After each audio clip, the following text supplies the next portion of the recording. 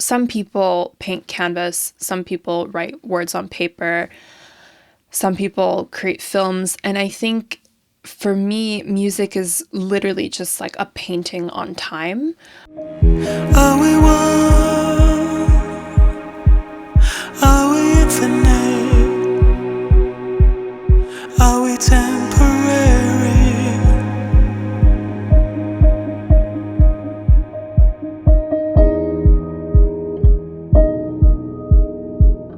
Our guest tonight is an incredible cellist who makes electronic music.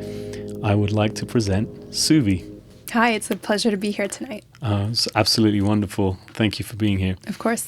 Let me start by asking you right away, your album is called Dark Therapy. How did you come to that name? Yeah, so actually a lot of different threads, but it came to me actually pretty spontaneously. So what happened was I was meditating one day last December, and I came out of the meditation and I wrote the first track of Dark Therapy pretty much in one go. And then I sent it to two people. I sent it to one of my closest friends in New York. And then I sent it to a neuroscientist with whom I'm really good friends and have done a lot of work. And I basically said, do you think there's a correlation between listening to music in the dark and being able to access a deeper state of going inward? And could we potentially run a scientific study, substantiating this? And he texted me back and he was like, oh my God, you won't believe this, but my lab just got a grant to study dark retreats, which are basically these retreats where people go and spend extended amounts of time in darkness, and it has all these therapeutic benefits. So that just got me thinking, and I basically went to his lab and talked to him for like 4 hours and was like, you know what, I think I need to create an entire album of work specifically for this experience. But around the time also, I was processing a lot of trauma. I had been diagnosed with CPTSD a few years before, and I had done a lot of inner work to just process everything I'd gone through and heal. And I'd say probably at the midway point in that journey, kind of like the point where I was over the worst of it and was just starting to kind of bring all the threads of it together and come back to a sense of wholeness. And a few months prior to this, I had actually spent a lot of time meditating in darkness during a Vipassana meditation retreat.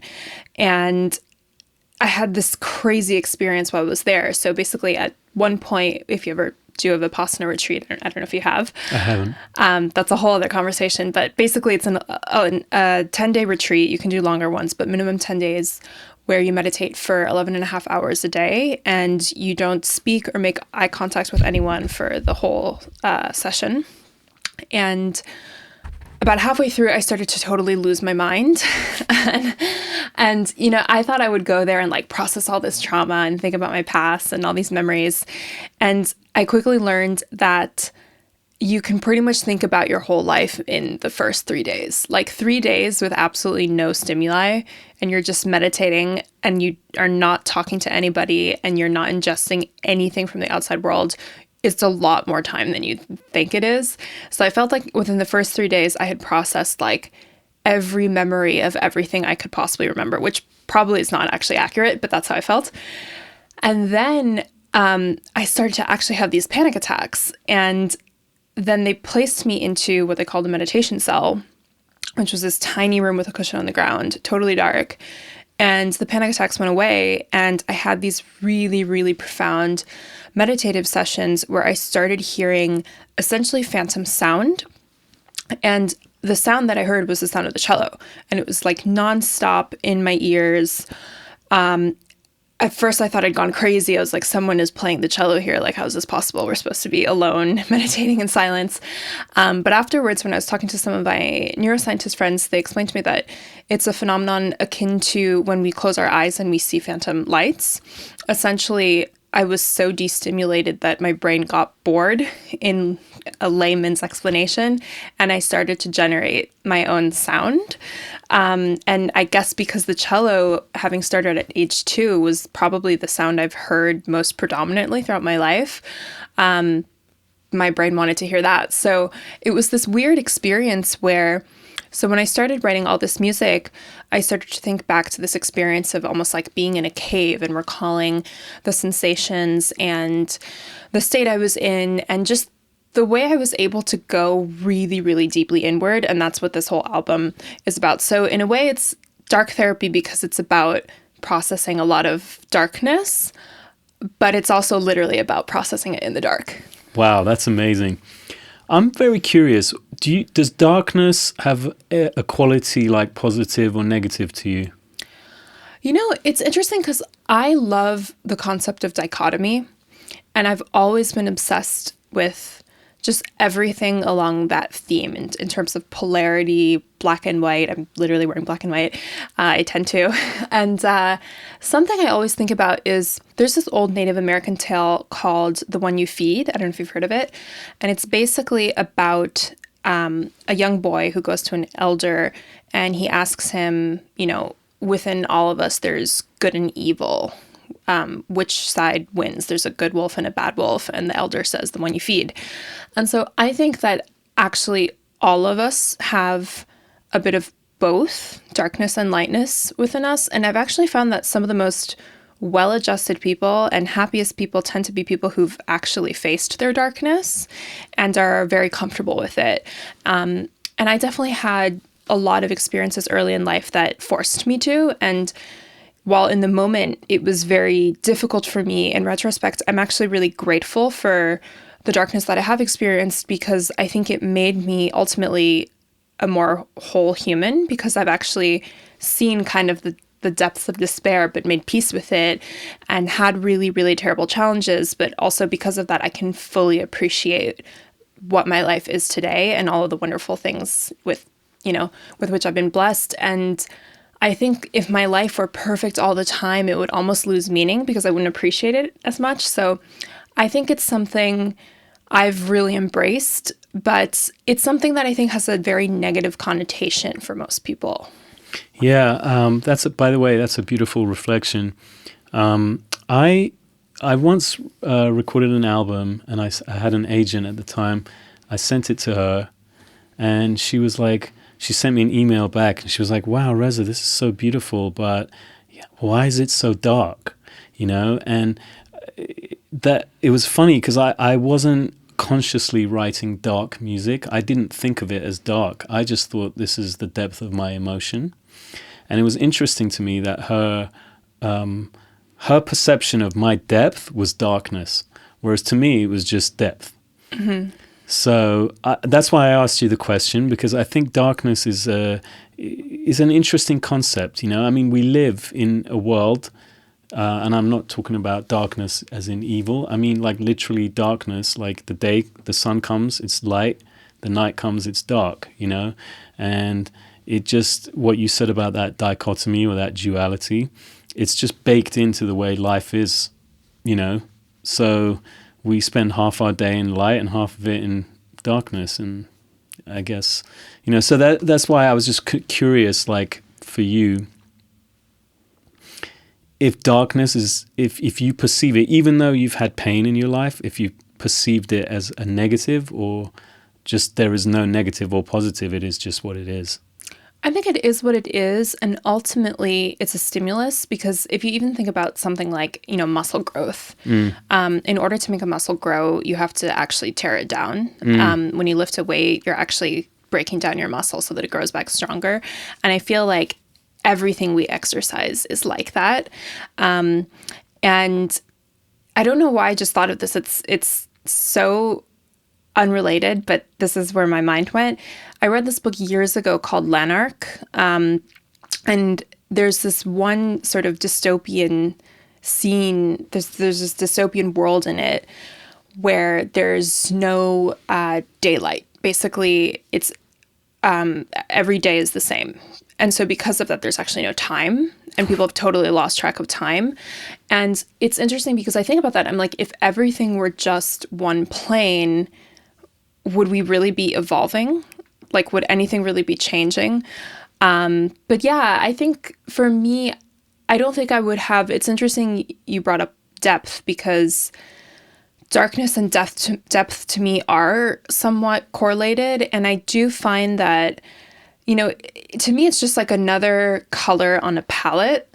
If you've never accessed one entire spectrum of it, like you're not getting the full range and the full depth of, life and its experiences. But I would say that inversely, if someone's life has just been darkness and they've never known like the positive, bright, happy, fulfilling moments, that's a little bit of an incomplete picture as well. Yeah, I get that. It's interesting that you said like you started playing at the age of 2, you said? That's wild. Yeah. When you start playing at that young age, is music always something beautiful to you, or is there a point in your training that it feels oppressive? For me, it was very oppressive. I had a very complicated relationship with music for a really long time because one of my biggest questions, which I didn't actually answer until just a few years ago, was if I wanted to do music. The reason being that my father was a cellist, and he was very determined to have a child who was a cellist as well. And so it was a little bit of a nature and nurture situation with me because I was born into a household full of instruments. My father was also a luthier, so there were literally instruments all over the house. But at the same time, my parents told me that I was begging for a cello from the time I could speak, or maybe even before I could speak.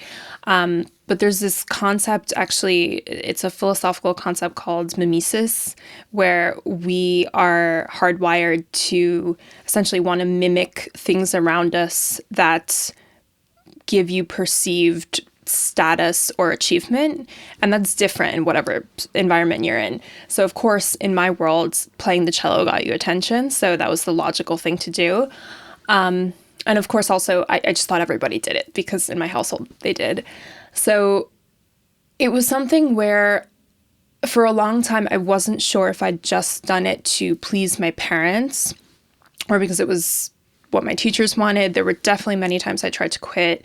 And one of the arguments I resented very much at the time that people told me was that you're too good and you've invested too much of your life into it to quit. So I was kind of battling this like sunk cost fallacy thing.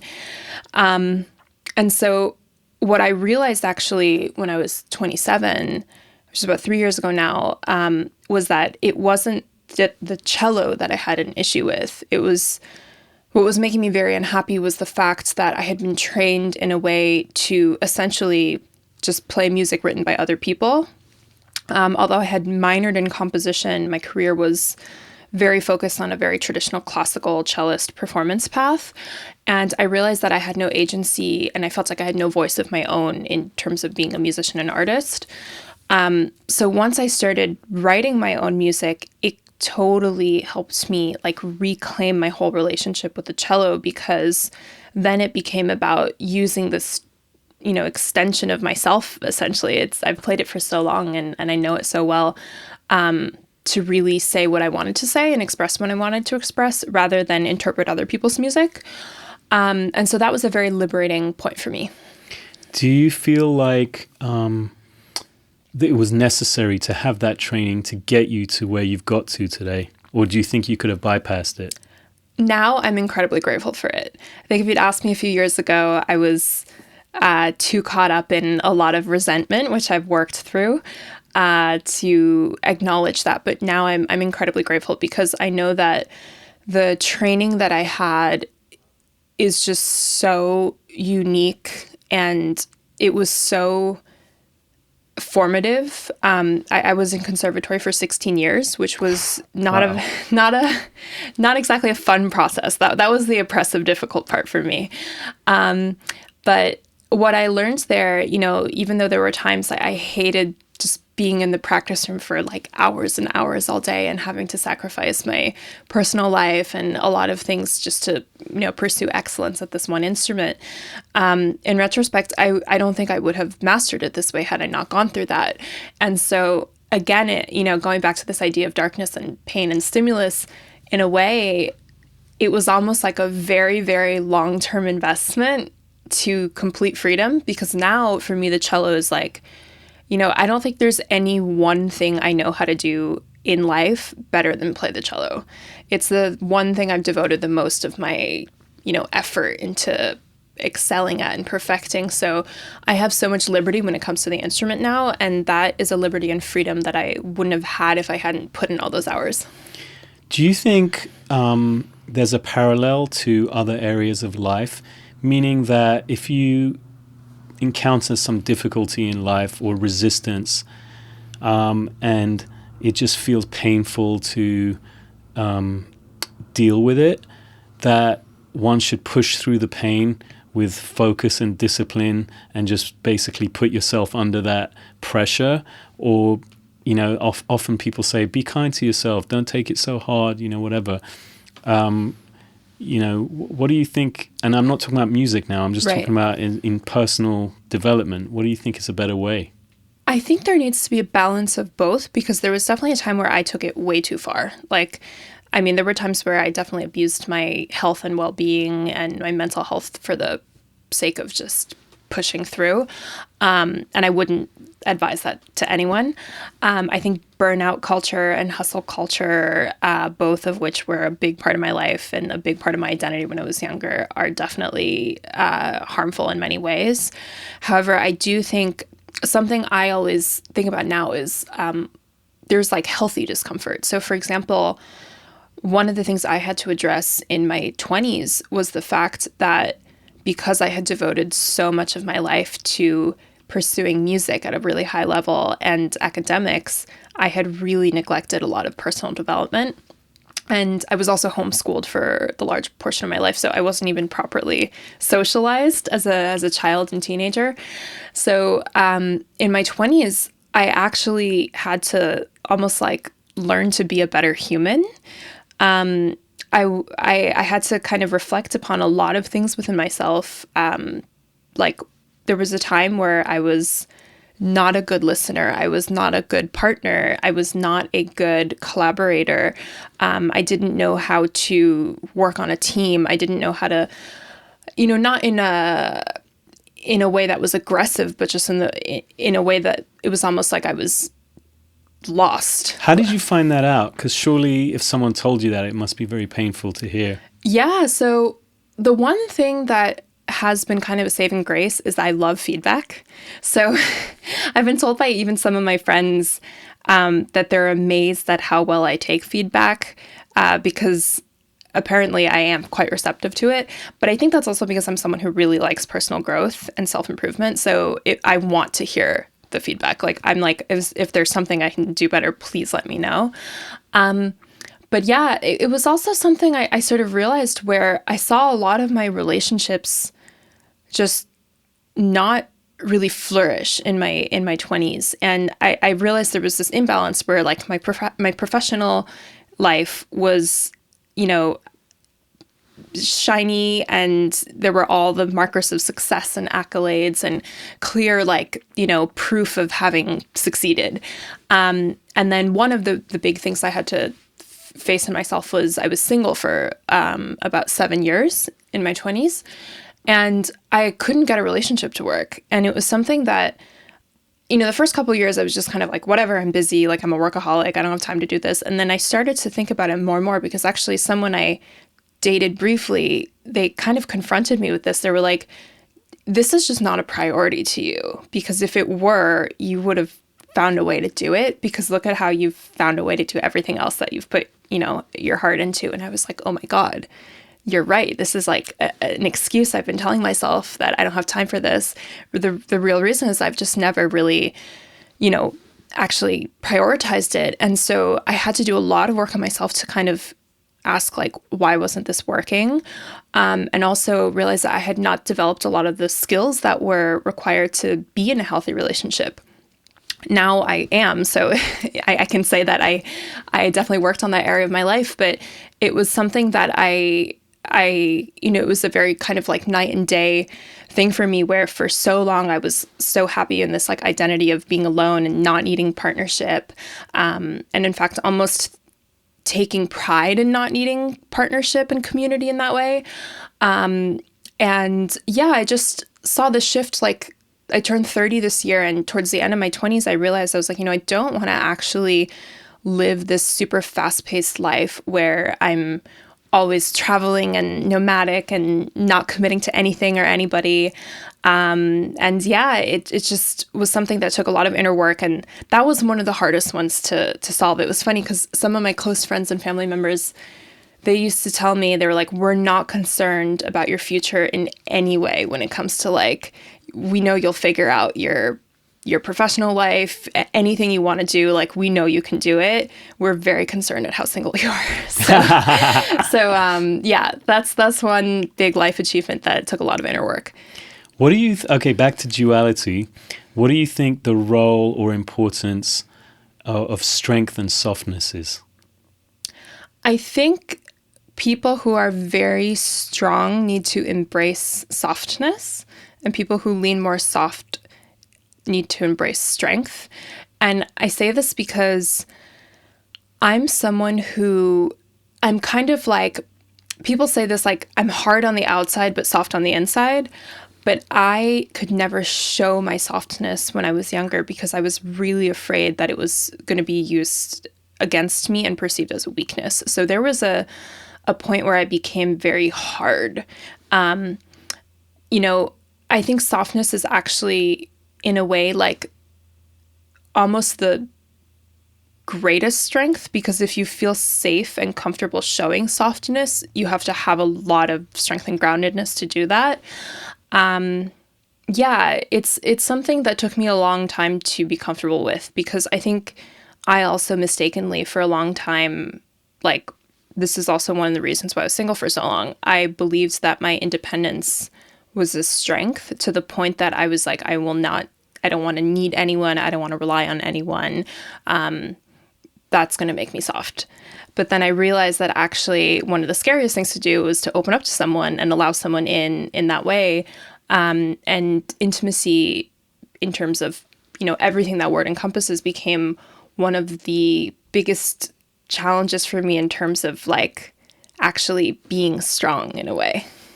Yeah, I read this quote just this week from Dostoevsky that really like captivated me. It was it said something like, to love someone is to give them the power to destroy you and trust that they won't.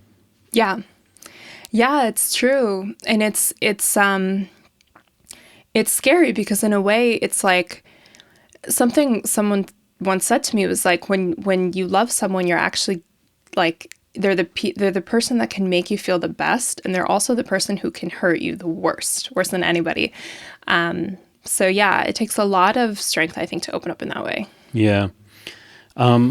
I was like absolutely blown away by the expression of your playing. You know, it's like literally, it's not even second to second. It's like, it's not even, you know, quaver to quaver. It's like micromillisecond to micromillisecond. Has every articulation just has so much depth and meaning in the way that you play and expression. And it's very rare to hear that. And I was really curious, is this a product of your training, or was this like innate? Like if you hadn't had your training, and you maybe had some training but not 16 years of conservatory, is that just in you? I think the training gave me the technical skills to express what life gave me.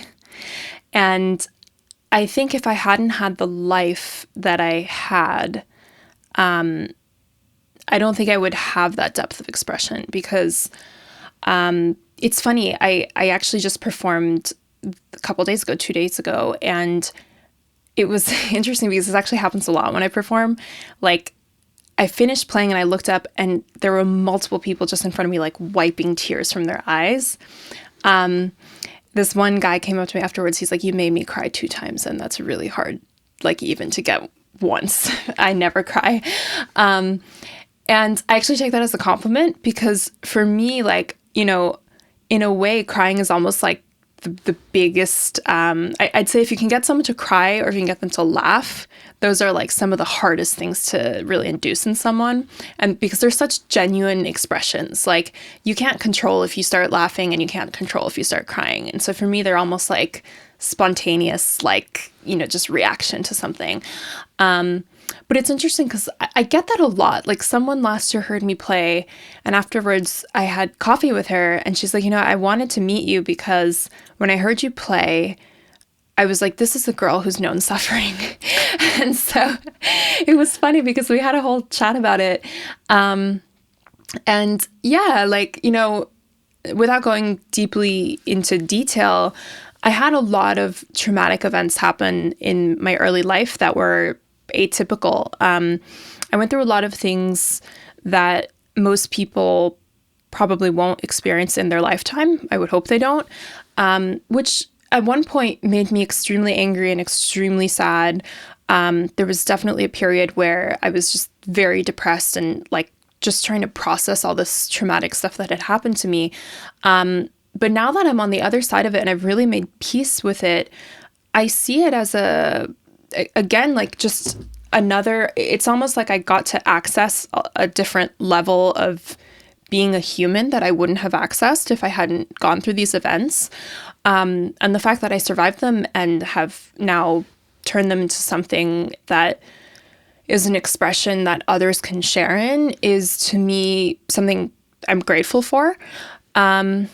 But yeah, I'd say the conservatory training probably helped. I probably wouldn't be able to play the cello so well if I hadn't done all of that. But I think if I had just practiced and not had a life, I don't think I would have had as much to say.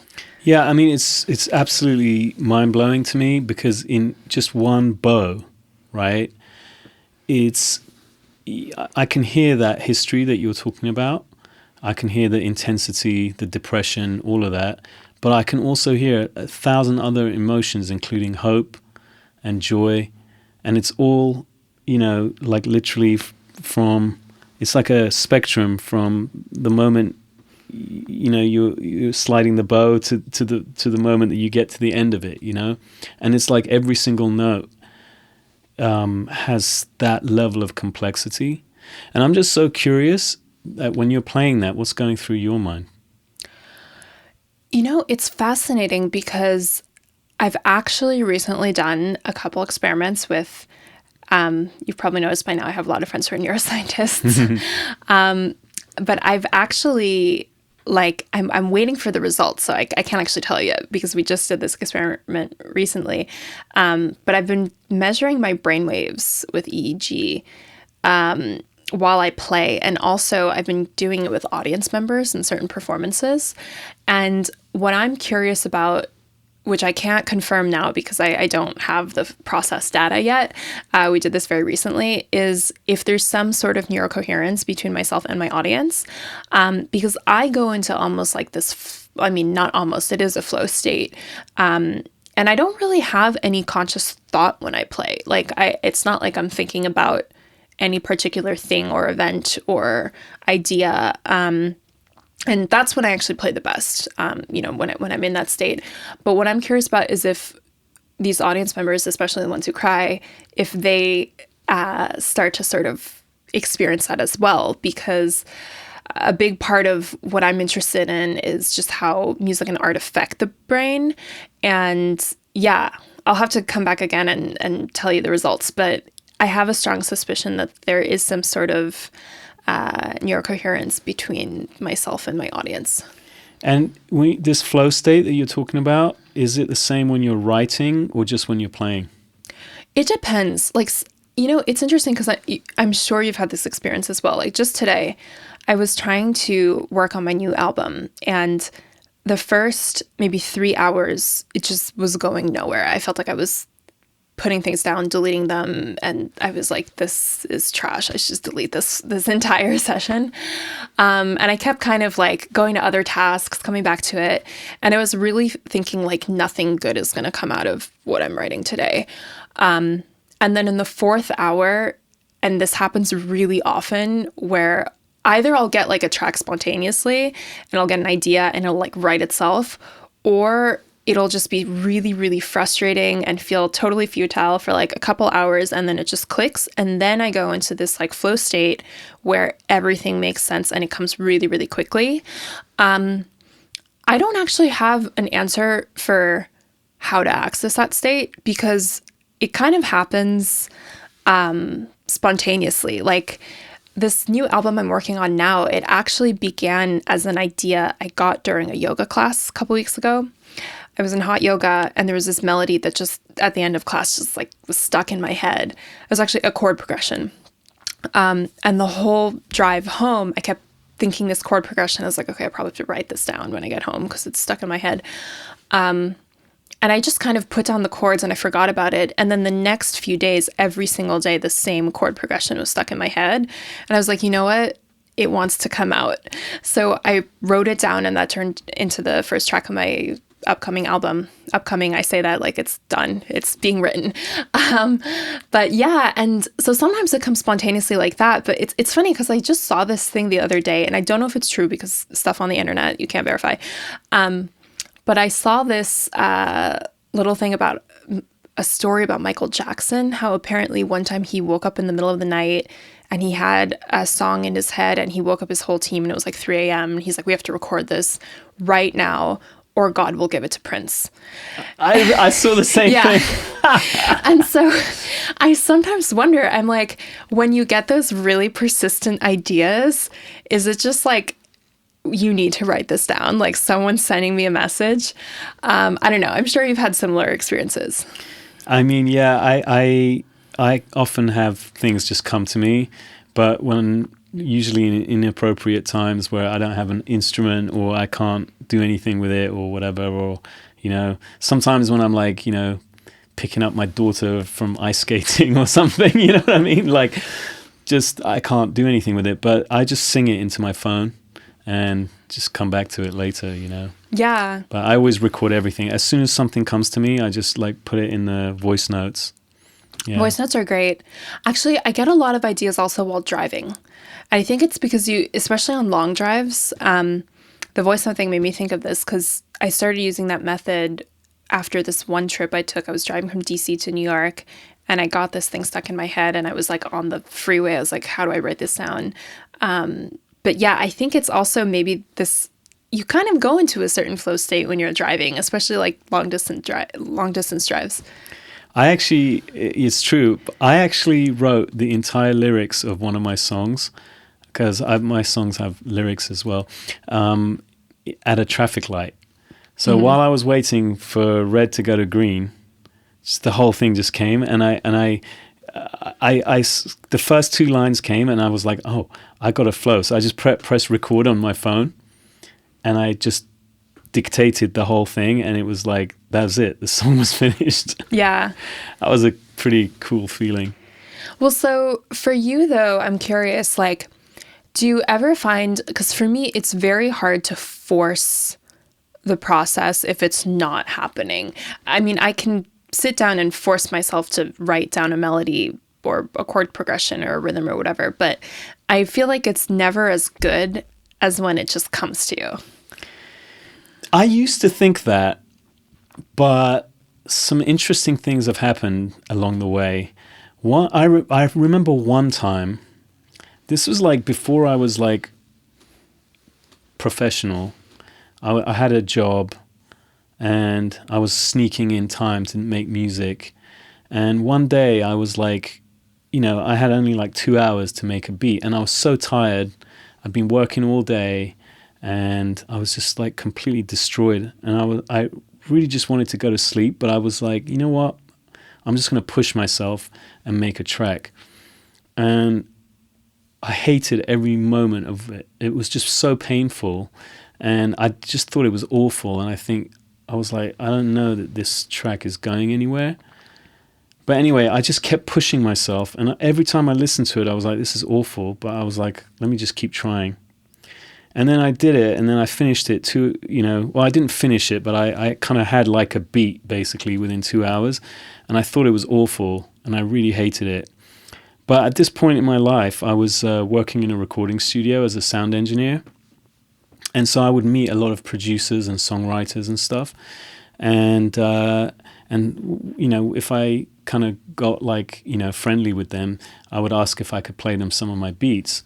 And there was one producer and I played him a bunch of my beats and he loved that one. He loved that one that I thought was absolutely awful.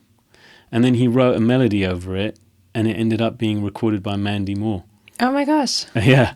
And it was kind of like one of my first, like, public out there recorded songs. That's amazing. I know, it was amazing. But it was like it was probably the most painful experience I ever had writing something. Wow. So actually now I'm very curious because we just met. We just met today. So I actually don't know much about you. And I did that intentionally because I prefer to let people tell me about themselves than Google them. So how did you go from engineer to producer to composer? What was your musical journey? It was kind of like a very sort of charmed journey.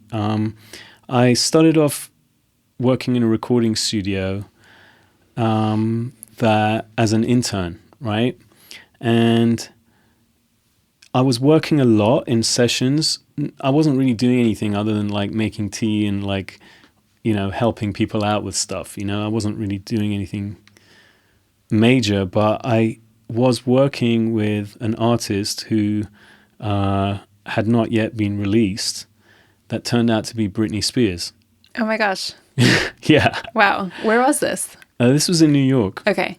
Yeah, and then I did end up in her second album doing some engineering stuff that I got credited for, and then that opened the door to other things, and bit by bit I sort of made my way out of the studio and became a producer. And at one point I had a record deal as well with Sony, but then our record never came out because it was supposed to come out September 2001, and then 9/11 happened. Oh my gosh. Which was a whole crazy story of its own. But then after that, I just stayed in the lane of producing and songwriting, and I was doing that for quite a while, and I worked with some artists and stuff in the UK and some in the US. And then I got to a point where I got a bit of burnout with that. It wasn't so much that I got burnout with it. It was just more like I saw that the way the landscape of that industry was shifting. It was like moving a lot towards, Idol and X Factor and that kind of stuff for producers, Like if you wanted to do like really cool stuff, you kind of had to be in a band like Radiohead, like, but if you were producing songs for artists, you were typically producing for pop stars, and then the pop star kind of market was being completely dominated by these TV shows. And I did some work for those in the beginning, but it wasn't satisfying my soul. And at a certain point, I also was moving a lot into my personal taste in music, was moving a lot into classical music. So I kind of was like, you know what? I think I want to do some movies and TV kind of scoring. So I knew I had a friend of mine made a short and I scored it. And then another friend of mine made a feature and I scored that. And that feature got into Sundance and ended up getting bought by Lionsgate and being released. And that actually became my first movie as a composer. And then I kind of moved into that lane, which I'm still in. I'm still a film and TV composer. But I always kind of wanted to get back to making my own music as an artist as well, which I started doing during COVID. And that's kind of what I'm splitting my focus between film, TV, and my own music as an artist now. That's amazing. Yeah. And it's interesting because it makes me think of, I don't know if you've read this book called The Surrender Experiment. Mm-mm. It's this really interesting book because I always love to hear people's journeys because I feel like a lot of people I meet, they're not where they thought they were going to be when they started out. I certainly am not. And it's interesting because, this it's almost like a fallacy that you can have this roadmap and like check all the boxes and like take all the steps and then you'll get to point X exactly how you planned. Like life doesn't work that way. And whenever I hear people's stories, it's always interesting to kind of hear the whole thing because in retrospect, when you look at a path, it makes a lot of sense. But in the moment, it's sort of like this zigzag journey. But The Surrender Experiment is this really interesting book that kind of almost became like the sort of ethos of it became almost like a little bit of a life philosophy for me. I read it probably like 10 years ago. it's by the guy who wrote The Untethered Soul, and essentially it's his autobiography. And long story short, he was like this guy who essentially, I think he had like given away most of his possessions, bought a plot of land in Florida, and was like, I'm just going to be a yogi. And then long story short, he decided for a year as an experiment to say yes to everything that came into his path, even if it made no sense. He was just like, I'm going to do it. And then a lot of things that like he really didn't feel like doing started showing up. But at the end of the book, he's basically like started this hugely successful software company, and he's like a multimillionaire, like maybe even billionaire. So it's this like crazy story of like he never thought he was going there, but it was this idea of like surrendering to the path. And I found that, you know, a lot of people, especially like younger musicians, they come to me and they're like, what do I need to do to get to here and here? And I'm like, honestly, even if I tell you exactly what I did, it's not going to work for you because you can't replicate the same journey twice. And also like, I feel like the path sort of reveals itself to you as you're taking those steps. That's so true. I mean, actually, like Steve Jobs said something about that. He said something like the path only makes sense when you look backwards on it. Yeah. You know? Yeah, I mean, my path to where my path that I've taken makes zero sense, you know? Yeah, yeah. So I have the same thing because like quite often people ask me, you know, like people from Berklee College of Music or whatever graduating, you know, how do I get a job, or like how do I'm like, I want to help you, I really do, but I just don't know, you know, like it's so wild. I mean, I have some ideas and hints and whatever, but it's just like it's really a crapshoot. I mean, like and also some of the things that have happened along the way in my own journey were just so like unpredictable, like. You know? Yeah. Yeah. I mean, I always think back to one of the craziest things that happened to me, which was super pivotal for my career, was kind of two things. One, like, I mean, I was trained totally as a classical musician. Like, if you'd asked me, you know, even 5 years ago when I was finishing up Juilliard, what I thought I was going to be doing with my life, I was like, I'm going to be playing concertos in front of an orchestra and recitals for the next 40 years of my life. I didn't actually think any other path existed for a cellist. That was the way I'd been taught to play. But I had lived in Berlin from the time I was a teenager for several years. And so I was deeply influenced by European techno and electronic music. So IDM and dubstep, techno, house, all these things were like a big part of my just like sonic vocabulary from a young age. And I just never thought there was any relationship between cello and electronic music. I was like, these are two things that don't mix. Like, they're not the same world in any way. But the funny thing is, like, so there was that kind of random influence that just happened because I happened to live in a place where electronic music was a big thing.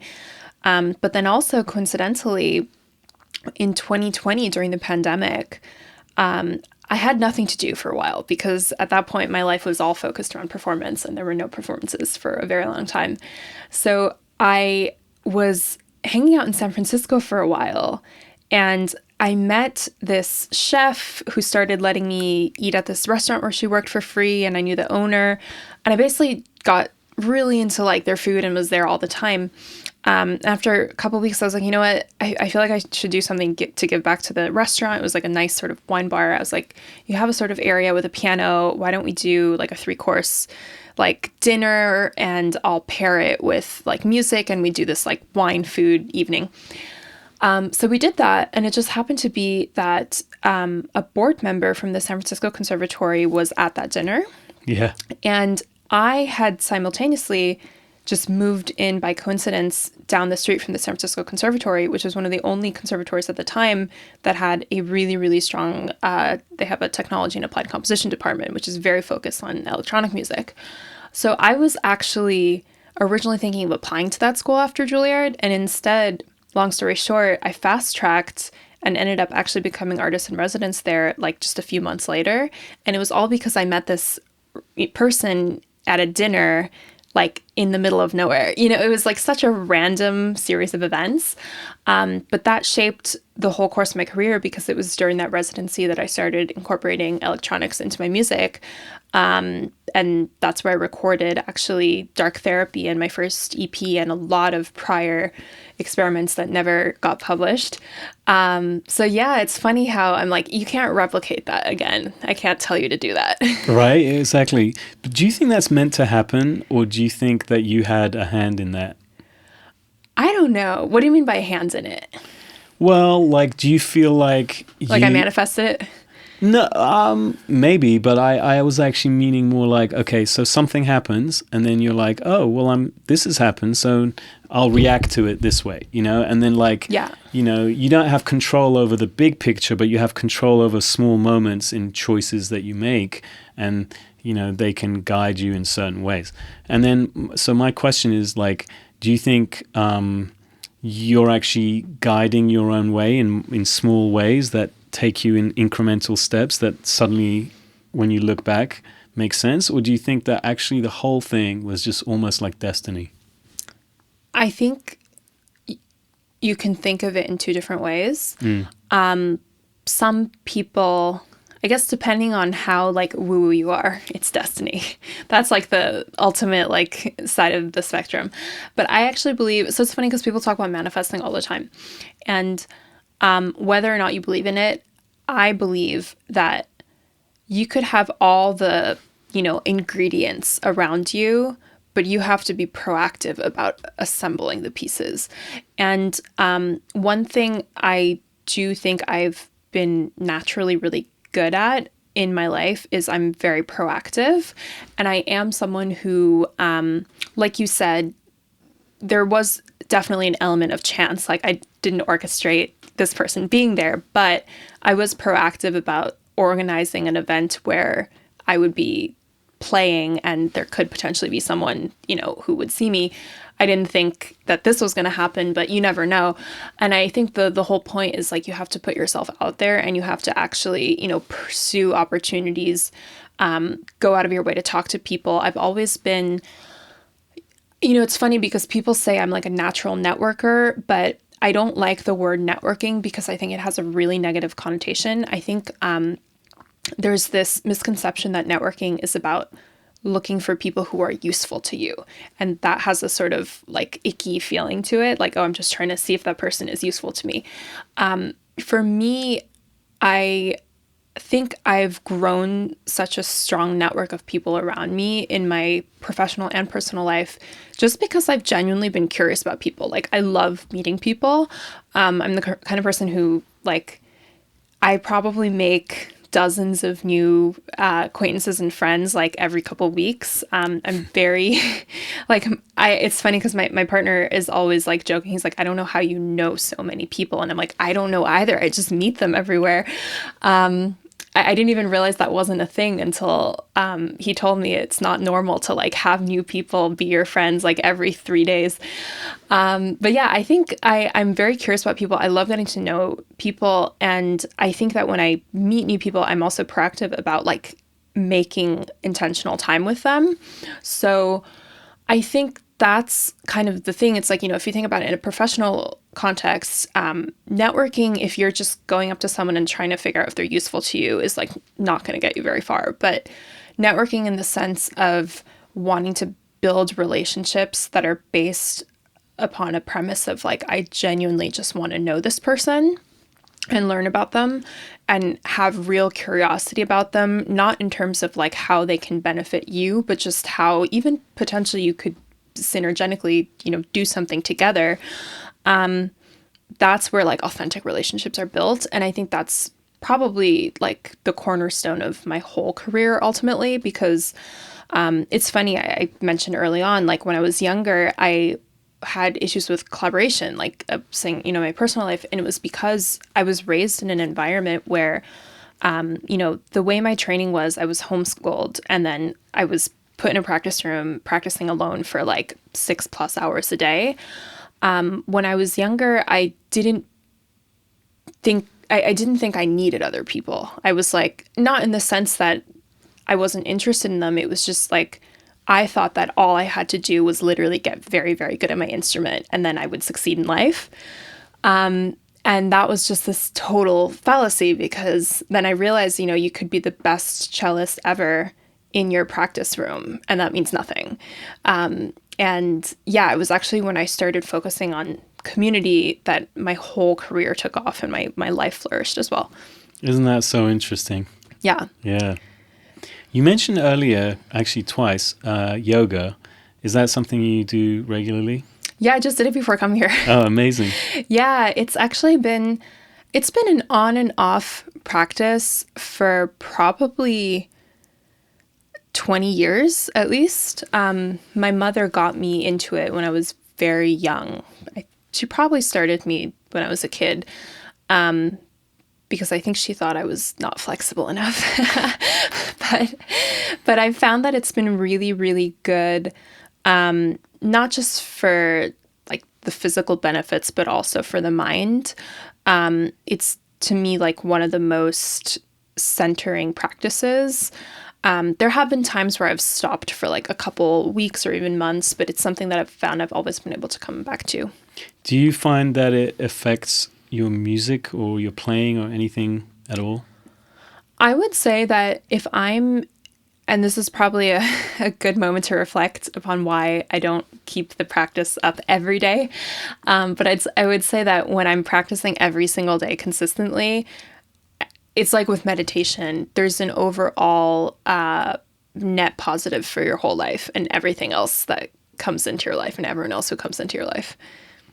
Yeah, I've been doing yoga also for a few decades, and I find that it does affect my creativity. Because it kind of puts me in a kind of like almost a psychedelic zone. Yeah. And, you know, when this is a kind of like an interesting conversation with artists, because I don't know, everyone feels it a different way, but we all access something that is not, tangible, right? Like, how does an idea come to you? It just comes to you, right? But I find that the more yoga I do and the more I meditate, the more these ideas come to me. Yeah. I mean, it's funny because now I'm just thinking, and I admitted it on this podcast, Dark Therapy, my last album came to me during a meditation session, and this one started out in a yoga session, so I probably should be doing more yoga. But meditation for me, to be honest, the only reason why yoga, I think for me, has sometimes become inconsistent is just because I've had so many other different physical activities that I've had interest in throughout the years. Primarily martial arts has been a big practice of mine, which to me is actually a really well-known boxer with whom I'm friends once called it aggressive meditation. I think it's its own kind of meditative state. It's different, but it definitely also puts you in a zone. I think meditation is something I do practice daily, but yoga, sometimes it's a choice between gym and yoga and Muay Thai, and then one of them has to go. Is Muay Thai your martial art? Muay Thai is my primary martial art. I started out with jiu-jitsu, and then I shattered my ankle not doing jiu-jitsu, doing something else. And then during the healing process, I realized I wanted to keep practicing a martial art, and so my coaches let me do Muay Thai seated in front of a bag for like 3 months. Amazing. I couldn't walk. So then I got really into Muay Thai, and then I kind of dropped jiu-jitsu after that. Oh, amazing. Yeah. So you're doing the Num Song. Yeah. It was a great outlet. Like those months when I couldn't walk, it was great to know that I could still go to the gym and punch a bag. Yeah, amazing. Wow. And so you train that still like regularly? So ironically, I actually had an injury a year ago, which was not actually directly from Muay Thai. It was basically triggered by the shattered ankle. Oof. And then aggravated by Muay Thai. So I don't train as regularly as I used to. There was a time where I did it 6, sometimes 7 days a week. Now it's an occasional thing, but it's still, a big part of my life. I forgot what it's called, but there's that ritual at the beginning of Muay Thai. Yeah. Things, just like the dance with the music and all that. When you're actually like practicing Muay Thai or sparring, do you ever have like a rhythm or music in your head?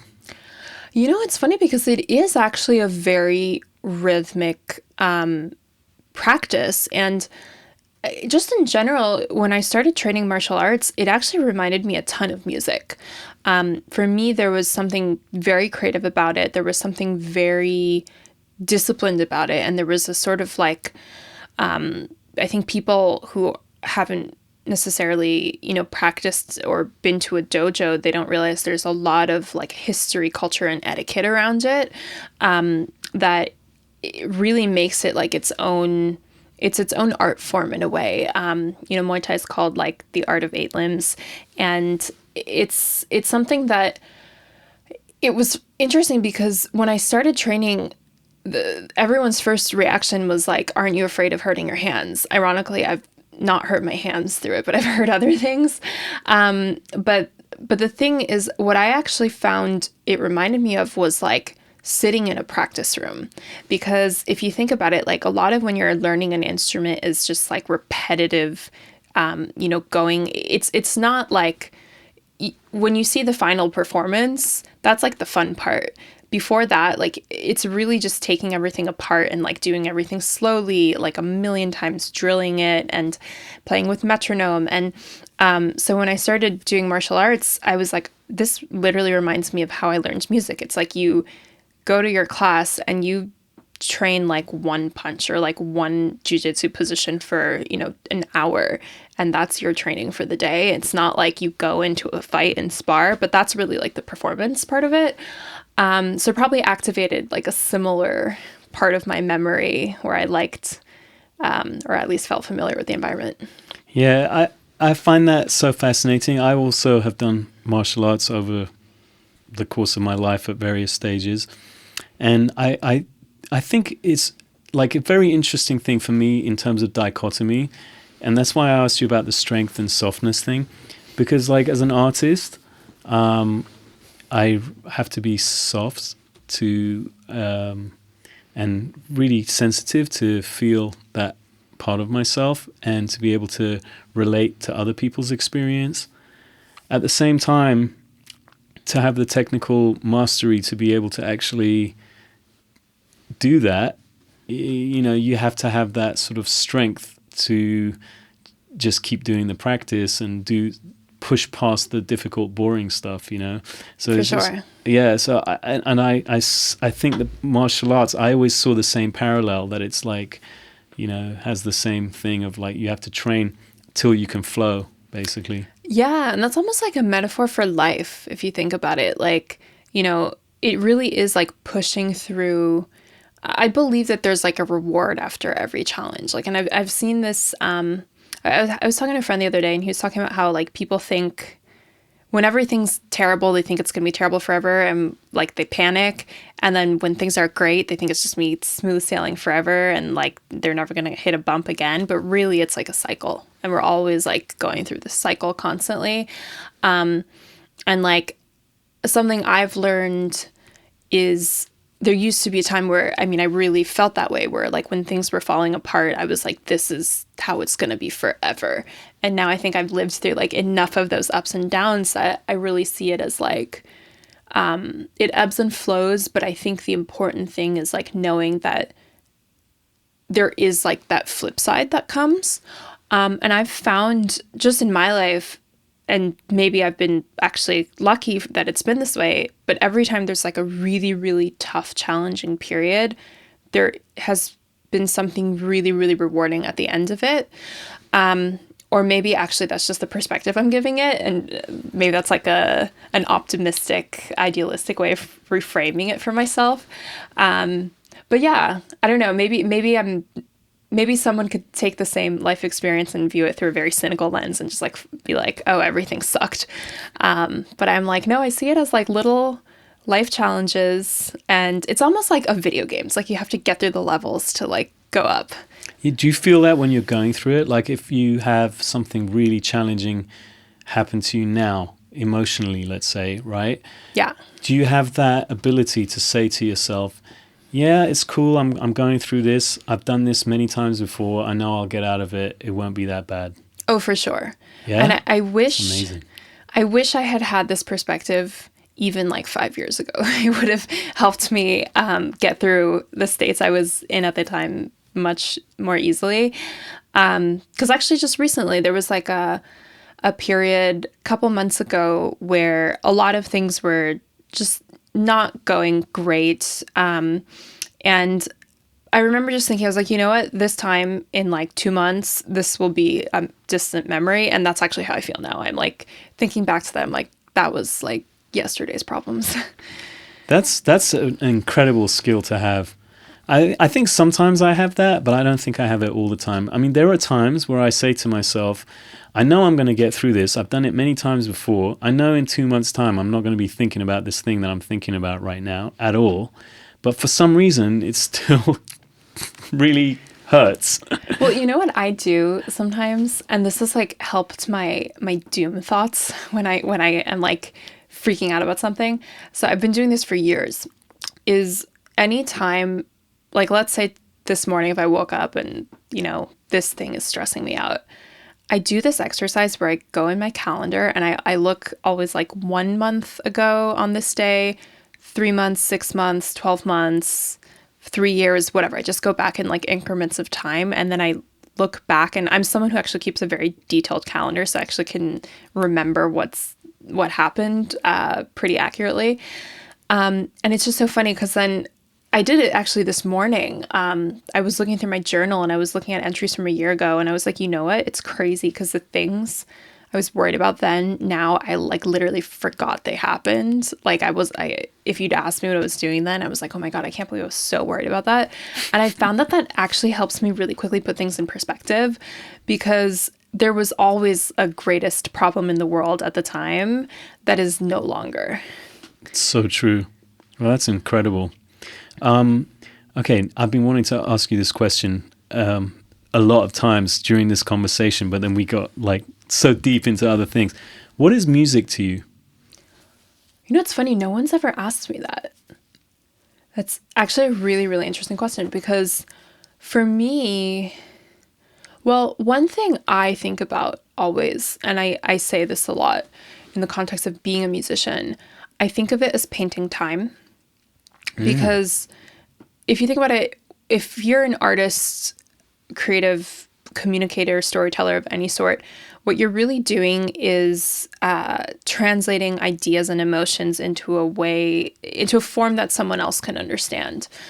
And so some people paint canvas, some people write words on paper, some people create films. And I think for me, music is literally just like a painting on time. You could also consider it like writing on time. But what I find interesting about music is that it's so temporal, and it disappears, and it's not actually something tangible. Like you can't hold it. You can never really like capture it. But it is actually interesting because if you think about it, it's like this super powerful thing that it happens, it affects you, it goes away, but it can leave a lasting impression. So in a way, it's also kind of like magic, because like if you think about it that way, like that is magic. I think so, 100%. I've often wondered if the two words are actually related. Really? I mean, they're very similar. Actually, now I really want to look into like the root of those words. Yeah. And also like, I don't know if this is related. I might be just making it up, but like the word muse kind of means inspiration, right? Yeah. So is that baked into the concept of music, I think so. I mean, then again, it's funny because you could give a very technical explanation of what music is and like what sound waves are, but I don't think that's what we're talking about here. I think, it's funny because in a way, actually, now I am talking about sound waves, but it is like energy. Because if you think about it, it's also like you're transmuting something. That's why I think, I've been reflecting upon this a lot, especially when people ask me about AI music. And I'm not anti-AI. I actually think that AI has a place. First of all, it's inevitable that it will have a place in everyone's lives. But I think there's also a place for it in the creative process. And to me, it's just a tool and it's an accelerant and it can be used as that. I don't think it will replace the need for humans to be involved, in the grand scheme of things. To me, it's something like, the printing press or a word processor, etc. But I do think in the context of live music, there's something really powerful about a human being playing or singing or, just creating through whatever their, medium is in front of another human. And that could be like me in front of one person or me in front of 20,000 people. But I think in my experience, there is something that happens. And like, I love records. I absolutely love records. I think records are incredible. And I would never want to get rid of records. However, there's just something about the live experience that I really think is almost like, I don't know, it is a little bit like casting a spell. Like a good musician who's really, really masterful is like enchanting their whole audience. But do you think it's communicating? What is it communicating? What does music communicate? I think whatever that person wants it to be. Because it can be anything. I mean, music can be funny. Music can be happy, sad, scary. Yeah, I think it's up to the musician. And are you ever conscious? I mean, I think you said before you don't really know, but like, I'm just curious to dig a bit deeper. Do you ever think about like how, like how do you feel music? Like before you actually play it or before you write it, what's bringing it to you? How are you accessing it? I think you're going within yourself and you're accessing, you're drawing upon your lived experience. So, this is like a silly example, but if I'd lived like 3 years of life, I wouldn't have a very large like palette to, I wouldn't have like a well of memories and emotions to draw from. But that's probably why like, the music I made as a 3-year-old is probably not very interesting to many people at this point.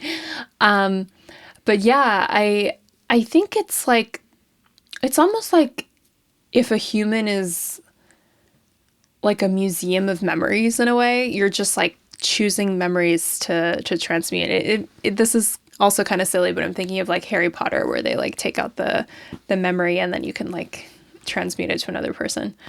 Yeah, that's really interesting. I find that sometimes music reaches me in the most unexpected ways. Do you ever listen to Al Green? No. Oh, wow. I love Al Green. But one of the things I really love about it is like just the sound of it, even to the most specific things, like the way the snare drum sounds in almost all of the classic era of Al Green songs. It's a vibe. It's like he's hitting a snare drum and he's got a guy playing a conga at the same time. And it creates this really interesting sound that has the sizzle of the snare and the weight of the conga at the same time. And like literally just one hit of that snare gives you an emotional feeling. It's not even music. It's just a sound. And right. It just kind of blows my mind. Like, yeah, why is this giving me such a strong feeling, Oh, for sure. I mean, there are certain... it's funny because even I think about like so many songs that have really iconic samples, like just like one little sample of like 2 seconds of something and you can recognize what it is. And I think about that. I'm like, how it's crazy that like such a tiny sliver of audio can become this recognizable thing. But it's almost like, I think again to things like color where, a lot of brands, they'll have their signature color. And like, if you see a certain orange, it's Home Depot, or if it's a certain red, it's Target, or, whatever. And I'm like, it is interesting that all of these elements can have such a powerful effect on us. Isn't that wild? Yeah. Really? Because it's funny, as soon as you said Home Depot and Target as well, like I immediately visualized it, and it is unique. It's like that is a really weird shade of orange that I've not seen anywhere else. They patent them. Whoa. Yeah, so it's the thing, like a lot of really big brands, they get their own color made. Wow. Yeah. So you're only blowing my mind. Yeah. Wow, that's crazy. Wow, okay. Amazing. So what's next for you? You're recording an album right now, you said? Yeah, I'm working on my next album, which was interesting because after Dark Therapy, I had almost like this like mini depressive episode where I was like, I don't think I'll ever write music again. But I think that's a normal reaction, like after you finish something, where I was like, I don't know what to do next because everybody, it was better received than I thought it would be. Not that I thought it would be poorly received, but it did much better than I expected. So then I was kind of, that's a good thing when it also puts pressure, because then you're like, oh no, what if the next one is not as good? What will people say? And so I lived in that little bubble for a second, but then I got over it. And so I started working on this a couple weeks ago after hot yoga. Working on that, that's probably my big, I think of my albums always as like my personal project, like my main personal project. That's what's happening. But I'm also simultaneously really, really interested in basically creating very compelling immersive live experiences now. So as a part of this next album, I'm also planning to do like an immersive AV show. So that's also in the works, and that's going to be a fairly big endeavor. It's going to take up a lot of time. Always working on a lot of other projects. Like I lose track because so many things are always ongoing and overlapping, and they kind of come back and forth. But the main thing I'm going back to, like, if nothing else is happening, I'm working on my personal music. Amazing. And how long was that like creative slump or depression that you said, and how did you get out of it? So it's interesting. It probably hit me after I premiered it, because the live show that we did for the premiere was a pretty elaborate build-up as well, and it took a long time and a lot of effort. So there was a lot of build-up to that. And then at the same time, I started shooting this documentary about dark therapy that's also still in the works. And so we were doing all of that, and it was really, really crazy and hectic, and I was just traveling a lot and shooting and performing. And then I came back home and I got COVID. I was like sick for 2 weeks. And so it was this high of like, constant nonstop, a lot of things going on, to like lying in bed for 2 weeks and not being able to do anything, which for me is like my biggest nightmare, because I'm someone who doesn't do well with like doing nothing. And then I came out of it and I was just like, I don't know what to do with my life, because I have suddenly nothing to do. And then it was the holidays and like nothing was happening. So the way I got out of it, and it's interesting because someone told me this a few years ago when I was very depressed. And it's been a principle that's also really stuck with me, was to be of service to others. Mm-hmm. So it was interesting because around that time, I had connected with a choreographer who really loved my music. And I basically offered to write her a score, because I was like, you know what, I just need something to motivate myself to write right now, because I have no incentive to like sit down in front of any instrument and do anything. But somehow partly the accountability of like knowing someone was waiting for it, but also just knowing that I was doing it for somebody else, kind of relieved some of the personal pressure, but it also gave me a motivation to like make something really good for someone. And that kind of snapped me out of it. And then I started writing again. Wow, that's so cool. Yeah. Amazing. Did you do you do the electronic production too? Yeah, I'm doing all the electronic production for this album. And it's interesting because that was actually something that I struggled with for a long time mentally, because I think, so interestingly, I didn't actually start using a DAW until 2 years ago. It's actually May of 2024, so it's exactly 2 years ago. In fact, I think it was 2 years ago to this day, which is interesting. I remember because I came back to LA around then. And I had this massive fear for a really long time of kind of like working in the DAW by myself, because I'd worked with a lot of other producers and composers and collaborated with them on my earlier projects. But it got to the point where, going back to that idea of like really wanting to use my own voice, I felt like it almost became inevitable, where I was like, I have to learn to do this, because otherwise I love working with other people, but I want to know that I also can express the ideas that I have in my head. And I actually had this massive fear of like ever operating a DAW myself, because to me, it was almost like learning a new instrument. And what was scary about it was I had this mental block because I devoted like at that point, almost 3 decades of my life to like mastering the cello. And so it felt like asking me to learn an instrument from scratch again. I mean, not quite from zero because I wasn't learning music from zero, but it was almost like being like, okay, now learn the trombone or something. It was like, I'm going to suck at the beginning. So I resisted it for so long because I just didn't want to go through that painful learning curve. But then once I started working in Ableton, I got like addicted to it. And I actually now, funnily enough, probably spend more time on Ableton than on the cello. Wow. Even in the writing process, because if you think about it, the cello is one instrument, and even though it is the main top line in a lot of my music, there are so many other elements that go into the track that actually, like I'd say in terms of writing time, I probably spend more time in front of the computer than in front of the cello at this point. That's and do you use analog synths as well, or do you use plugins for everything? I use plugins for everything, mostly because I travel so much, and it was this internal battle because I have a couple analog synths, and I wanted to become one of those analog synth people who has like a million of them, but then I realized that it would be impossible to take them everywhere with me. Yeah. So I was like, you know what? Let's resist this urge for now. I still have a vision of myself like someday just like having a room full of analog synths and doing everything that way. And it's always amazing when I get to play them because like it is a very different like tactile experience as well. But yeah, mostly I work with plugins.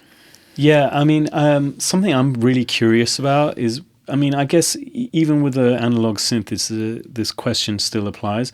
But like, when you're playing an acoustic instrument like a cello, or for me, piano or guitar, I play as well. You have control over expression, Mm-hmm. and you can make a note brighter or softer or duller, and that helps you with the expression. When you're using a synthesizer, that's essentially the filter. You got like, the attack, the decay, the sustain, the release, and you got the filter, right? Do you find that playing with those parameters in a synth gives you the same feeling of expression that you have when you actually are bowing a string of a cello? I think it's very different because first of all, even for me, because I play piano as well, even a cello versus a piano is a very different experience for me because the cello is such an amorphous instrument. It's actually closer to like the human voice in a sense because there isn't like a binary on off. This is the start of the note. This is the end of the note. The way there is on something like a synth or an organ or even a piano. I mean, technically the piano is like a percussion instrument, but there's still a pretty clear like, start of the note and then a decay. With the cello, I always feel like it's like, even when I'm editing audio, I'm like, there's all this like, especially, actually recently I've gotten really into like using a ton of harmonics. And you have all these overtones and all these little nuances that like you can't really replicate twice. It's always kind of like, especially with harmonics, like recently I've been recording a bunch of them and like you can never really actually get the same harmonic twice. And it's always sort of like you just get what you get and you find a way to, process it and put it into the track. But like, good luck if you want to like make 5 of these. Like it's not going to work. Whereas with a synth, like, or even with a piano, like it's much easier to sort of replicate that consistency, which has its positives and negatives. I think sometimes the challenge with synths can be to like get that warmth and the imperfections, because sometimes things can sound really almost like, especially, for example, I'm not a big fan of like synth cellos or strings in general. I find that they're good for some instruments, but like I haven't found a convincing plugin for string sounds to me because what is always really clear to me is like the note is too consistent. Like a real cello would never sound like a perfectly even tone like that. Even if you sort of like manipulate it and like add in some decay, like you can maybe get away with some stuff for like pizzicato and like shorter, bow strokes. But yeah, I don't know. What is your experience? Yeah, I mean, my experience is that I like the way synthesizers sound, like when it's finished, when the product is finished. But I don't get the same joy out of twisting a knob on a synth that I do from bending a note on a guitar. Or from like being very conscious about the amount of pressure that I put on a key of a piano. Because actually I find that the piano can be extraordinarily expressive too, even though it's not quite exactly like the bow of a cello. I feel like, in MIDI, normally samples are split with like 4 velocity patches for like a thing. But I feel like I have a lot more than 4 velocity ranges in the way that I can attack a piano key. I feel like I have 100. And I don't get the same, in the moment, I don't get the same emotion from doing this, But a lot of electronic music producers do get that, they really feel like immense stuff, like a lot of the really high level analog synth guys, they're like super like into like their little knob twisting and whatever. Right. Yeah. I would say the one thing for me that is very different is the amount of like physical effort it takes to play something like the cello versus a piano. Like, the cello is it can be physically painful to play. Like it's not an easy instrument to play. And it's also something that like whenever I talk to beginners, I'm like, just be aware. Like I have some friends who've wanted to learn as adults. I'm like, you realize you're not going to really get like a good sound out of it for like a couple of years, probably. Like it's not an easy instrument. Truth hurts. Yeah. And I just think about like learning it was like physically actually very demanding. I just remember spending like hours and hours in conservatory, literally just like playing open strings, like really long bows to like develop good bow control. And it was physically painful for my hands and my body. And so in a way, it's almost like at this point, at this level of experience, it's not hard for me like that anymore. But I still just remember like, to go on stage and play a concerto for like 45 minutes, that is like physically very challenging. And especially with like really complex stuff, like the dexterity and like the mastery it takes, that's something that in a way I feel like it took more blood, sweat, and tears out of me to be able to make that sound. So I kind of appreciate the effort that goes into it. That's not to say like one sound is better than the other, because I love the sound of synths. Like that was one of the big things that drew me into electronic music. But I will say like from a physical performance aspect, I think playing a physical instrument, kind of like when you hear like a really well-developed singer, like that is something that took a lot to get there. Oh, yeah. I was wondering about, how do I say this? Like, do you ever play, because, do you ever play the cello by itself in a room, like, no sequences, no Ableton, you're not writing something professionally, you're just sort of doing something for your own peace of mind, meditation, pleasure, joy, whatever it is. Do you still have those moments? Yeah, so actually, oddly, one of the things that helps me the most is like going back and just playing really boring like technique exercises. Really? Yeah, so like sometimes if I feel like I'm having a bad day and nothing makes sense, I will go and actually there's this one cello etude. I actually have the title of it tattooed on like my rib cage because it was such a big part of my cello studies. I always played it every day as part of my warm up for like 30 minutes. And something about it, I don't know if it's just because I've done it so many times. It's also just a great technique exercise. I start my day always by playing like a C major scale, and then I do this one page of this exercise, and it just grounds me. It's almost like I've done like breath work or something. Really? Like I think it's something about Interesting. it. It's like very repetitive. It's just like going up and down, really, really like boring musical pattern, but it's like a sort of technique thing. And maybe it's something about the consistency of it, but it's also something just like very grounding and familiar. I guess it's sort of like if you go to the gym and like, I'm really into Peloton, like you just do one really repetitive, steady activity, it just sort of like centers you. Oh, cool. Okay, and is there any one piece of cello music that really just does it for you, like just gets straight in the core? Yeah, there are a lot. There are a lot, but actually, I think the one that is the most significant to me, and it's actually originally a piano piece, but I transcribed it for cello a long time ago and I played a lot, is the Chopin C sharp Nocturne. I love that piece. And it's interesting because I played it on the piano and the cello, and I actually personally prefer it on the cello for myself in terms of like just the feeling of playing it.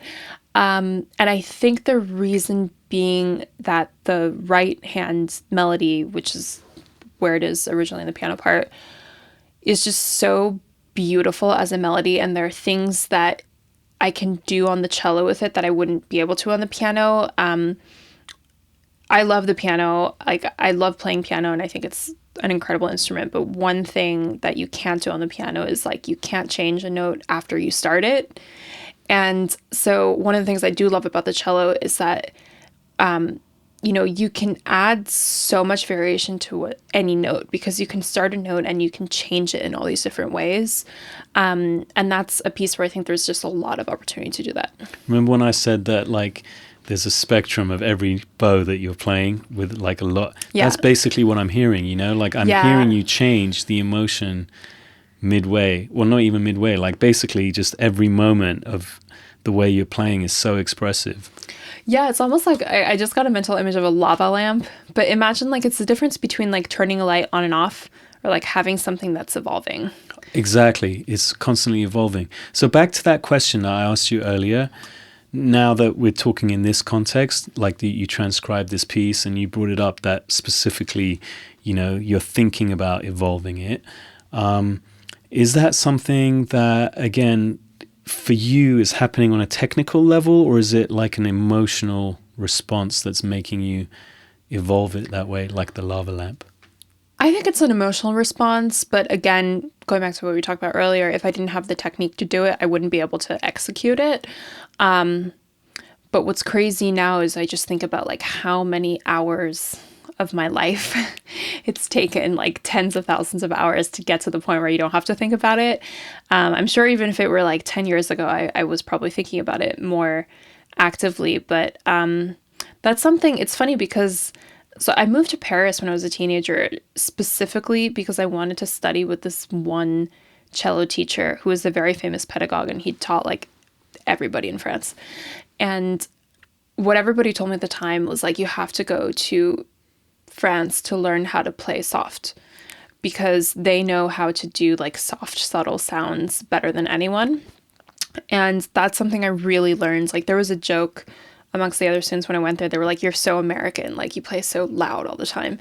But there was something really, I think my studies there like shaped in me, which was learning how to make these very soft, nuanced colors, which I think is actually very characteristic of just French music and art in general. And I have this whole theory that I talk about all the time that like a culture's art is often very reflective of their language.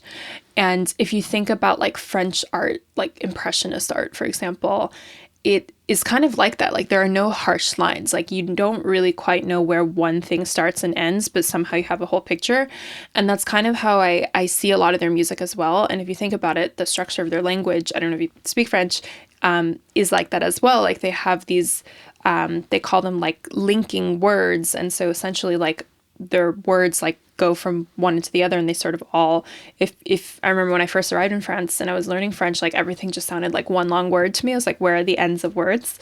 Very different from when I went to Berlin, and it's all consonants there. But yeah, and if you think about it, it's just very reflective of like that sort of soft brushstroke palette, which I think translates into their sound. So I definitely picked that up there, and then I like went to Berlin and got really into beats. So a lot of different influences. Amazing. Well, I'm super excited to hear what you're recording right now. Thank you.